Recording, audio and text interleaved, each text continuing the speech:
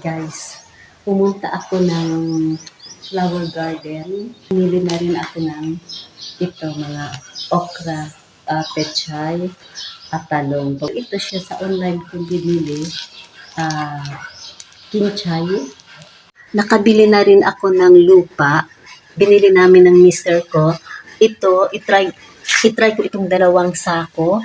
Ito siya, meron na siya sa loob na may ang content dito compost, ito sila coco peat, garden soil, carbonized rice hull, organic fertilizer, vermicast. Itong isang complete na mga mixture, i-ano ko daw ito dito, i-mix. So kung epektibo man itong gagawin ko, gano'n na lang din ang gawin niyo. Pumunta kayo sa flower garden at doon po kayo magpapaturo. Mas okay siya. Hello po. Ito yung itinanim ko. After 3 days, may tumutubo na. Pag magdilig ako, ganito lang ang pagdilig ko. Pinisprayhan ko lang sila. Ito mga 4 days. Mga 4 days na ito.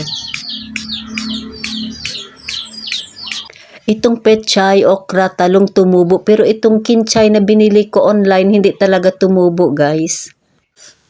Kasi 1 month na walang kinchay na lumabas.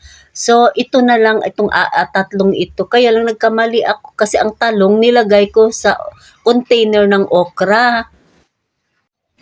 Ganito na lang ang ginawa ko kasi mahal na lahat. Mga gasolina, lahat na bilihin. So, total sabi ko meron na akong manok, meron na akong fruit trees, gulay na lang ang kulang. Itong mga container, piniprepare ko para i-transfer ko yung mga pwede nang i-transfer na baby plant. So, sana magustuhan nyo itong video ko. Thank you for watching.